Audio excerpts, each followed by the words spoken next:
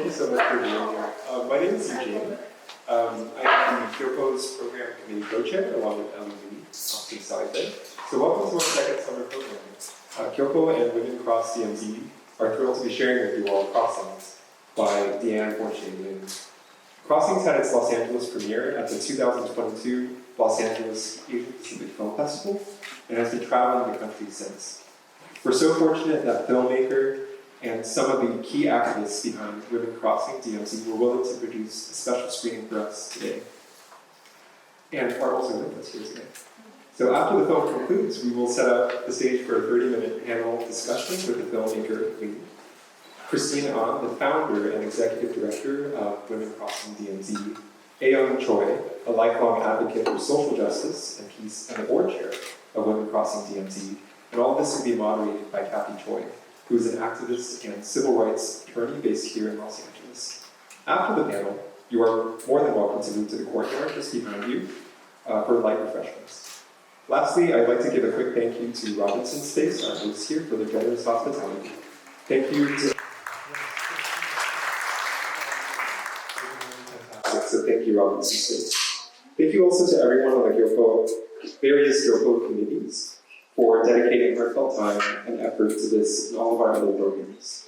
GYOPO is a volunteer-run organization, so it's through the talents and skills of our community members that we're able to offer these free public programs. Don't hesitate to get in touch with us if you'd like to participate.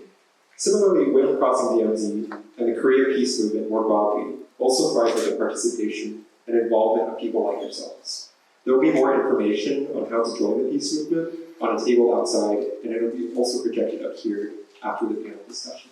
So thank you so much, everyone, for being here. We're really excited to see all of you.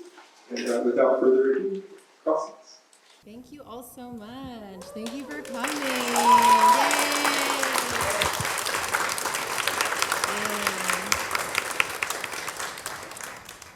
So I was just saying, it really feels like a reunion. I see a lot of new faces, old faces, new faces that recognize each other. It just feels like we're all connected. So I'm so glad that Crossings has brought us together here in the Robinson space. So we don't have that much time, so I'm just gonna get started. You, I'm sure, recognize all these three folks here. We have Deann Borshay Liem, the legendary filmmaker. We have, they're all legends. Legendary. They're all legends. We have Aiyoung Choi, also legendary W Cross on DMZ board chair. And of course, Christine An, our fearless leader. So thank you so much. So our first question for Deann. As everyone knows, this event was planned by GYOPO. So thank you so much, GYOPO. So GYOPO, the meaning of that word, as I'm sure a lot of you know, is the word for a person of Korean heritage or descent who lives overseas, so does not live in the Korean peninsula.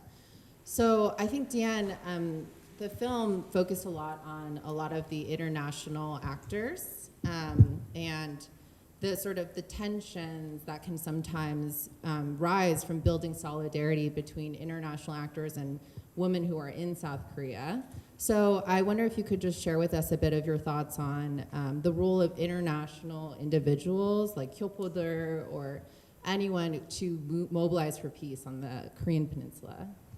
Sure. Well, first, thank you to Cathi, and thanks to GYOPO and Ellie and all the organizers for bringing us together today. Huge thank you.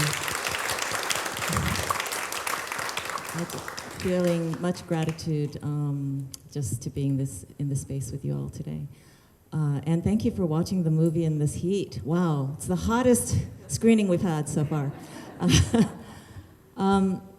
I think that's a really good question. You know, I'm a firm believer that whether and how and when reconciliation, I guess more how and when reconciliation and reunification happens, is really something that should be up to the Korean people themselves to decide. And that the role of international solidarity is really to create the favorable conditions to make that, to kind of enable that peacefully. And also to remove the international obstacles that might prevent the North and South from working toward peace and reconciliation. And I think a lot of people don't realize that North and South Korea have tried for many decades and have taken numerous steps toward reconciliation, including, as you saw in the early parts of the film, little archival footage of the meeting in 2000 between Kim Dae-jung and Kim Jong-il, at which time they developed a declaration that essentially outlined steps toward peaceful reconciliation and reunification, a process that would actually be independent of foreign influence and by the Korean people themselves, meaning Koreans in both North and South, as well as the diaspora. And then, as you saw in the film, 2018, the Panmunjom summit between Kim Jong-un and Moon Jae-in, and they also issued a statement, the Panmunjom Declaration, that basically said, there will be no more war on the Korean Peninsula, and it outlined specific steps that they would take toward peace, including, increased civilian exchange of civil society exchanges, decreased military tension, opening up relinking the railways between the two sides, et cetera, and family reunions as well. So I think that there's been so much activity and efforts between the two sides, but really a key obstacle to North-South reconciliation is the ongoing Korean War. And it's a war that the US and North Korea continue to, it's an unended war between the US and North Korea. And as long as the war continues and continues to be waged through policies of isolation, sanctions, war games, et cetera, the opportunities for North-South reconciliation are very constrained. So I think it is important for international solidarity, and the film, as you saw, follows Christine Ahn as the main organizer, along with this amazing cohort of women. The film does, I think, the narrative arc focuses on some of the white American women, like Gloria Steinem and Abby Disney and Medea Benjamin, and part of that, is in recognition of my desire to reach an American audience with this film, because the Americans, and that includes GYOPOs, Asian Americans, Americans, it's our responsibility, and we have a significant role to play in bringing an end to this war. And so I really wanted to reach an American audience, and there are so many people who are active in peace movements in different parts of the world, who are active in social justice, feminist issues, but they don't know about Korea. And so I was trying to really reach that audience with this film. And yeah, I don't know if that answers your question. Definitely more than and some more. Thank you so much, Deann. The next question I had for Aiyoung, actually, so thinking about your personal story is so fascinating and rich, and I'm sure folks in the audience probably know some of it, but Aiyoung, born in what is now North Korea, spent time throughout her life in Taiwan, Japan, and China, I believe.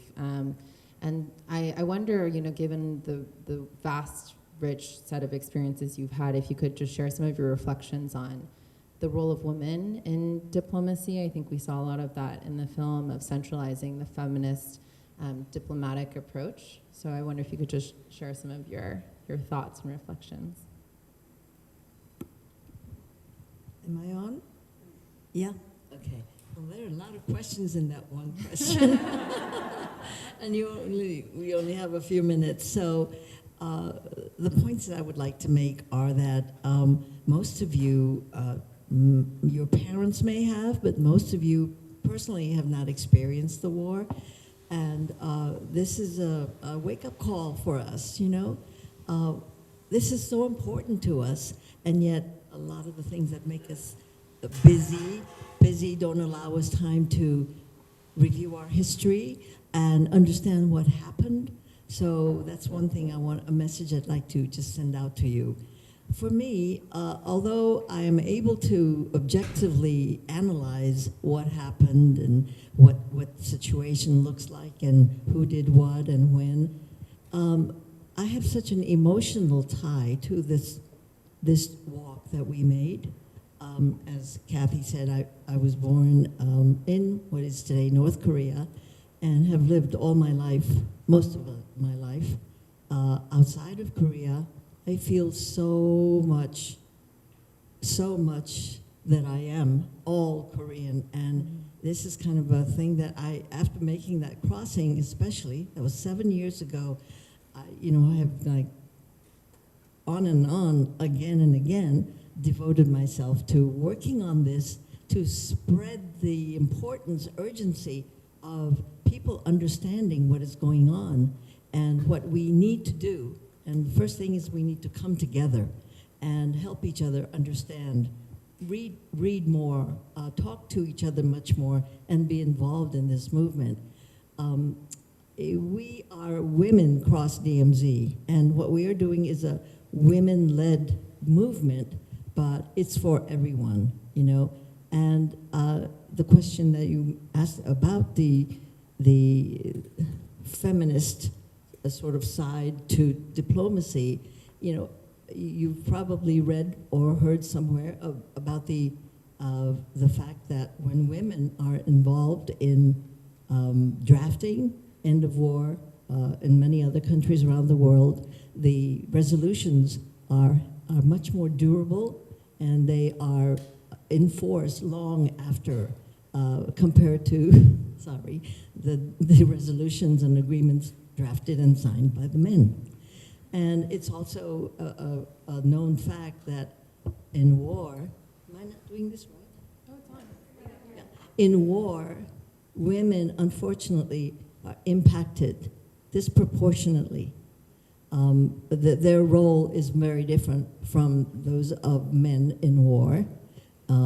War and peace, obviously very different, but the disproportionate impact of women, both financially, health, caring for children, whatever it is, their families, there is a very definitely large hit on women. And we especially are hoping for some of the quiet ladies in this room to speak out a little bit louder, have the courage to acknowledge what has been happening without the voice of women, because our voices bring not only a different perspective to discussions about peace strategies, our views on these issues are different from those people who have been leading these discussions until now. And it's not just that we don't want to be left out, it's that we carry half the sky at least. And so we need to speak out. Okay, thank you. Thank you. Woo, Christine.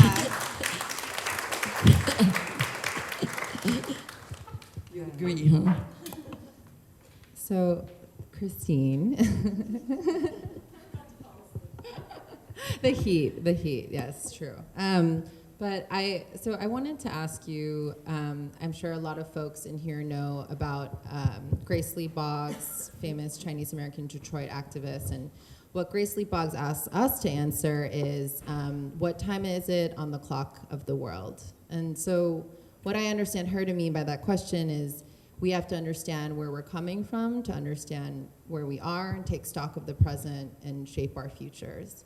So Christine, you've been in this, you were 2015, you've seen so many ups and downs, and we've experienced a very interesting week geopolitically, some might say. And so I just wonder if you could help us, take stock of where we are and where we're going. No pressure on that question. It's a very good question. And Aiyoung and I were driving over here, and she said, "Well, what time is it?" And I was like, "What do you mean?" And she said, "I think you should start with like a time." And so everybody knows about the midnight, the clock for the nuclear doomsday clock. And I would say we're close to 11 p.m. I would say that, I am coming from Oahu, and I don't know if you see the Shut Down Red Hill posters, but, in addition to Pelosi's visit to Taiwan, this week we just learned that the University of Hawaii had posted and then took down data about the U.S. Navy has poisoned over 90,000 people because the jet fuels that are basically sitting 100 foot above the aquifer, that 77% of the island residents on Oahu depend on for their drinking water. You live on an island, you need water to drink. You can't have it sent from California. I mean, certainly you can, but that is not a way to survive. And so I think there is a moment where in Hawaii, which is very heavily militarized, I mean, you might not see it for those of you that go travel there, Pearl Harbor and everything about it, the massive military presence on Oahu, which is occupied land, you know? I mean, that was not a legal transfer of power. That was an illegal overthrow. And I think that Hawaii's significance has so much. It is tied. The Hawaiians call it the he'e. It's like the octopus. And Pearl Harbor is the brain of the octopus and all the tentacles that go all the way from Guahan, Guam, to Okinawa, to Korea, to the Philippines.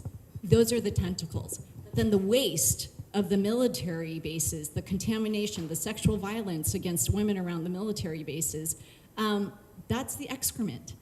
And we are in a climate crisis. Are we not in a climate crisis? Do we have money to pay for the things that we need to make us secure? Do we have good jobs? Do we have homes? Do we have health care? We don't have shit. And we are spending so much money on the Pentagon. We are spending so much money to prepare for war against China. And we have to wake up to that. And especially, I see this audience as largely Asian American. We have to know our history. We have to know that the Korean War inaugurated the military-industrial complex. It tripled, quadrupled military spending in 3 years, and it set off the US to become the world's military police. We have 800 military bases around the world, 300 encircling China. We spend more money than China, Russia, North Korea, Iran, and a dozen other countries combined.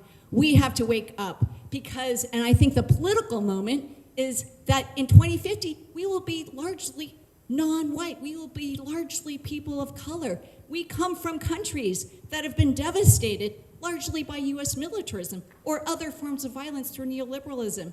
We have a role to play in shaping the future of US foreign policy, the way that the US behaves and cooperates with the rest of the world. And when we do that, we change our security at home. We change our conditions. We build a just and good society. So this is not just about ending the Korean War, but this is about reversing that war machine that has devastated the world and our security and safety at home. So we got to get to work because we are running out of time, and that's why it's so important that we rise up and we work together and we build a movement to end the Korean War.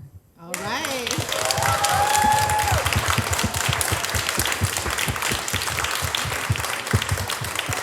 Okay. I'm feeling good, feeling good. Okay, so you now must have questions. So I think there's a floating mic. Hopefully, we'd love to get some questions in from the audience about what you just heard, about the film. Anyone?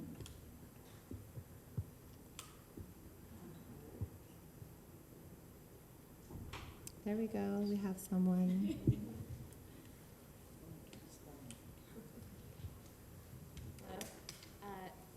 Beautiful film, thanks for bringing it to us. And I want to ask, how do we get started? Okay, how do we get started? Well, I'll just say one quick thing, it ties to what's gonna follow this chat. We're going to have, there's literature out back, there's a lot of QR codes to start getting involved with Women Cross DMZ, the Korea Peace Now campaign. You'll see the signage up here, End the Korean War. So actually the Korean Peace Now LA chapter specifically is gonna be meeting in the next month. I don't know if Julie's here. Julie's here. Yeah, so we're gonna be hosting a meeting about, organizing, getting together, specific political action, throughout like the electoral side, but of course like activism side, but outside of electoral politics as well. So that's LA based. But so very specifically find the QR code of interest. But I don't know if you would like to also.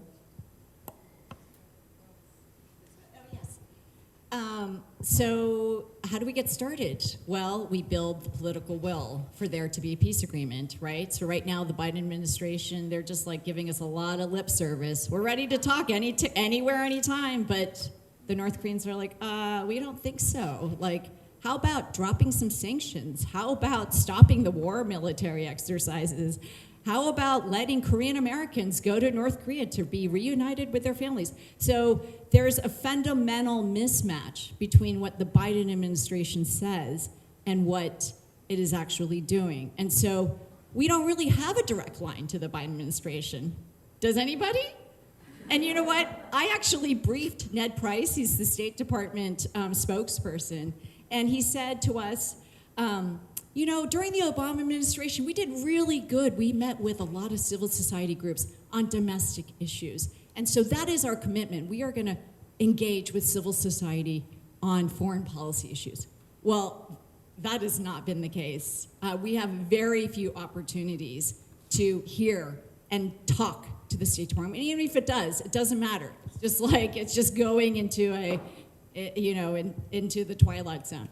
So one way we can do that in a democracy is we mobilize and we put pressure on our elected officials. And so that has been a strategy that we have been using through the Korea Peace Now Grassroots Network, is through a bill called HR 3446. It was actually introduced by Brad Sherman. He's a pretty mainstream Democrat. And it calls for peace on the Korean Peninsula. It calls for ending the Korean War. It calls for establishing liaison offices in Washington and in Pyongyang. It calls for to help reunite families. And it has 43 co-sponsors. And there are a bunch from the LA area, but there are a bunch that are not from the LA area that should be. And I'm just gonna read off a few, and I'm getting old, so I have to take off my glasses. So these are the reps that have signed on. So if these are from your districts, please just say thank you for signing this. So it's Brad Sherman, Katie Porter, Judy Chu, Alan Lowenthal, Karen Bass, Ted Lieu, and Sarah Jacobs.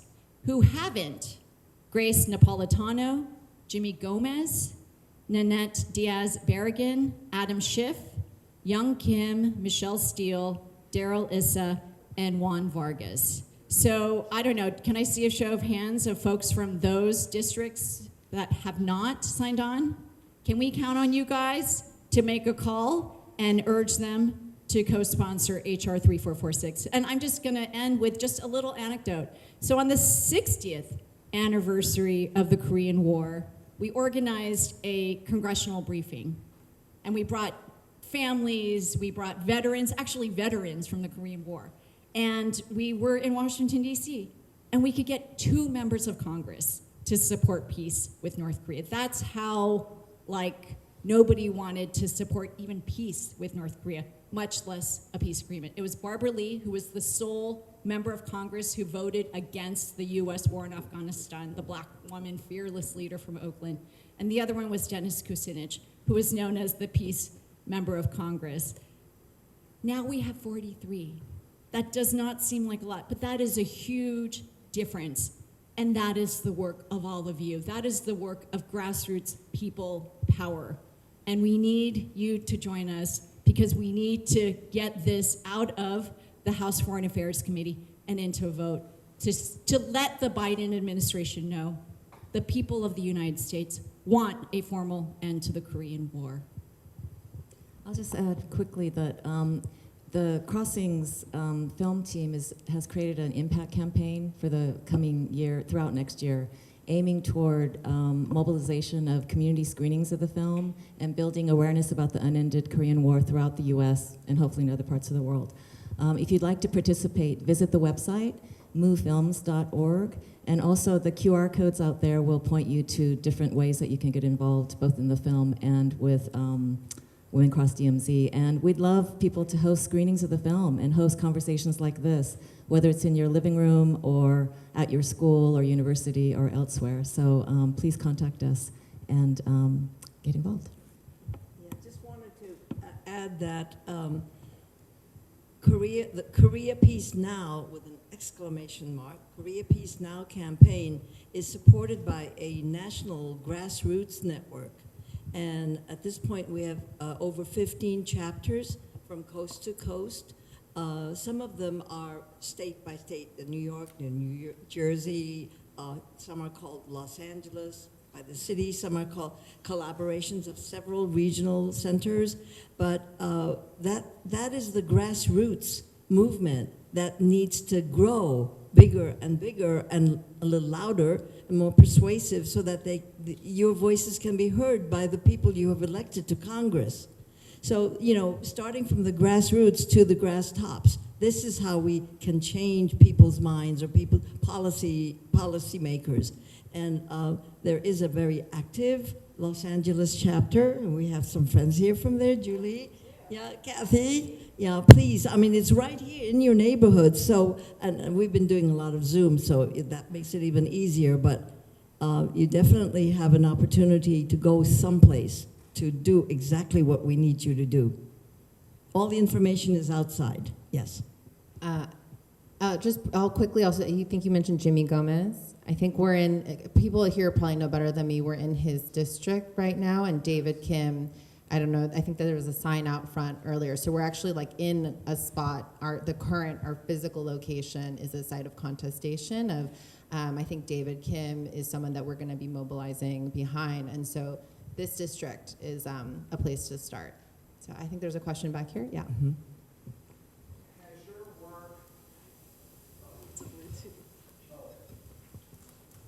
Has your work prevented worse things from being imposed by either the U.S. or the foreign parties? And if so, that's a success, I would think. Oh, prevented. Has your work so far prevented worse guidelines from all parties involved? Well, our focus is on peace, which is prevention of war. And there has not been war. We can't claim credit for that. But it is a fact that war has not happened, despite the name calling and all that, right? It's hard to measure what we have prevented.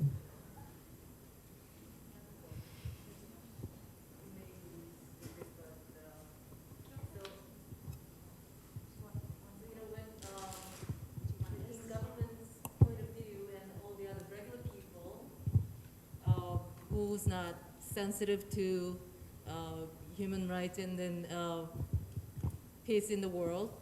Just the regular people don't think about that and just live on, and then, oh, glad my son is not drafted to go to any war, then, oh, we are lucky, and then go on with it, without even thinking.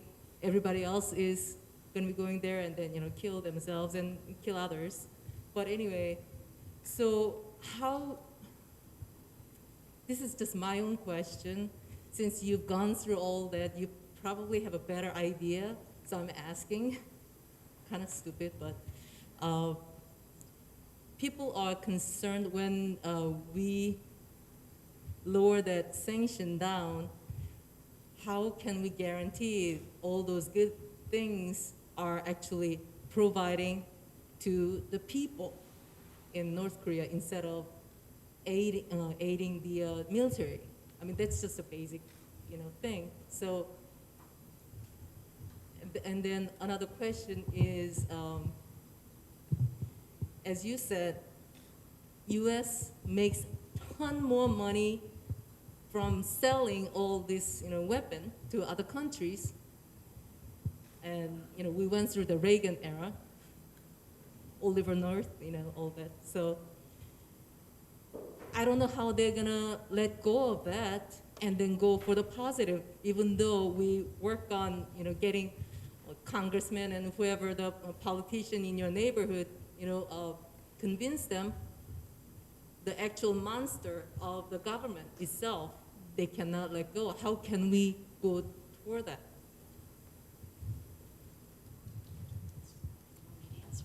Okay. So the first question on the sanctions, for those of you, she asked a really good question, which is, so we lift the sanctions. How do we know that it's the people's lives in North Korea will improve, or that the humanitarian aid will go to the people instead of to the military? And I would say that for those of us that have studied North Korea and know that actually North Korea was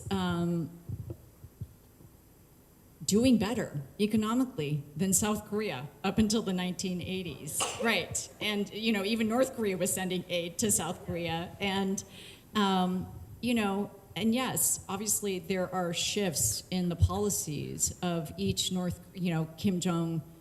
Kim Il Sung to Kim Jong Il to Kim Jong Un, but it is still the same regime that is in power. And I really think that we kind of, the way that the narrative about North Korea is delivered to us through the media, which is part of the military-industrial complex, you know, it perpetuates this narrative that that the regime doesn't, you know, that it's just intended on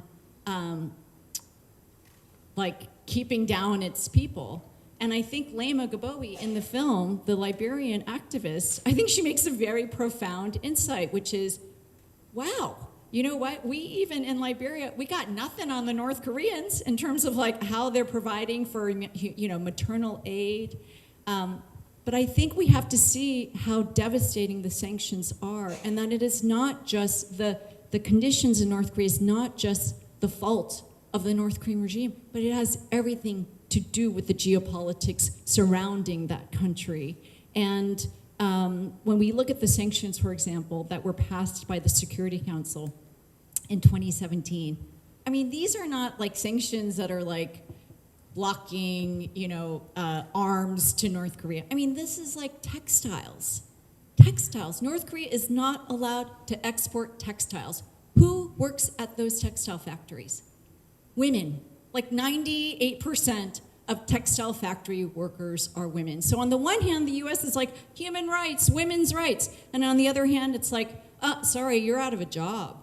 You know, so how are you gonna feed your family? I think we have to make these connections because sanctions don't work. Whether it's in Iran, whether it's been in Iraq, they harm the ordinary people. And so we need to lift the sanctions against North Korea. Oh, what was the other question that you guys wanted to answer? It was government letting the... Oh, but you know what we need to do? We need to build power. We need to put people in office. We need to say no more military spending. We need social justice movements to also deal with this issue, because we won't have the things that we all need to be secure unless we work together across our silos and build power. And I think, you know, one thing that I find really interesting is like there's a Eurasia group. It's some like think tank that, you know, does like major polls of the way that Americans are thinking. And I know that things have really shifted since the US war, or sorry, the Russia-Ukraine war. But it found that the majority of Americans are tired of war. We had 20 years of war on terror. How many millions of people were killed and like displaced from their homes? And so we in the United States are sick of war. We don't want war anymore. And I think that that is, and then there was like, what do we think about, what does the young generation under 30 think about how to resolve the tensions with China? And you know what they said? They said to reduce our military presence in the region. I think that gives me a lot of hope about how people see the US and the US responsibility around the world. Okay. Oh, Yeah, I just wanted to add. yeah. I'll take over for you a little bit. I don't think I know how to do this one. Yeah. I just wanted to add a note about the sanctions. There are all kinds of sanctions, and it's not just like food packages and, you know, medicines and things like that. Some of the more successful long-term humanitarian connections between North Korea and the outside world have involved the American Friends Service Committee, who are actually the Quakers, it's another name for them, and the Mennonites, and some other religious groups that have done humanitarian assistance in terms of sharing technology for better farming methods, better drought prevention methods, for better agricultural production, that kind of thing, which is a broad-based improvement that affects all of North Korean society. And that has completely come to a standstill because there's no way to do that under the conditions we have right now. And another thing that we in the grassroots movement have been actively working on, and some of us are here, is the travel ban for Americans, prohibiting U.S. citizens from traveling to North Korea. Not even to go and share a song or, help write something or do something artistic or creative or more humanitarian, people-to-people contact. That has been totally shut down. So the kind of sanctions we're talking about is affecting our ability to basically move. It's not like, oh, who's going to benefit when you lift the sanctions? The rich are going to get richer and the poor don't get anything. Well, there may be some of that. That happens everywhere. But some of the larger programs that were lifting up all of the society have come to a halt. And that is a crime. Okay, thank you so much, everyone. So we're going to have a short reception. I hope these conversations continue out back. I believe we have about a little under an hour, so please go outside and enjoy all the beautiful food and drinks that GYOPO has provided. I'd like to just showcase Ellie before Ellie hides away. And Ellie has done so much work from GYOPO, so thank you so much. She's literally running away. Thank you so much to all the GYOPO volunteers. Thank you to Robinson Space volunteers. Thank you so much, Robinson Space. And thank you to Nodo Toll for the posters. So please enjoy yourselves. Thank you.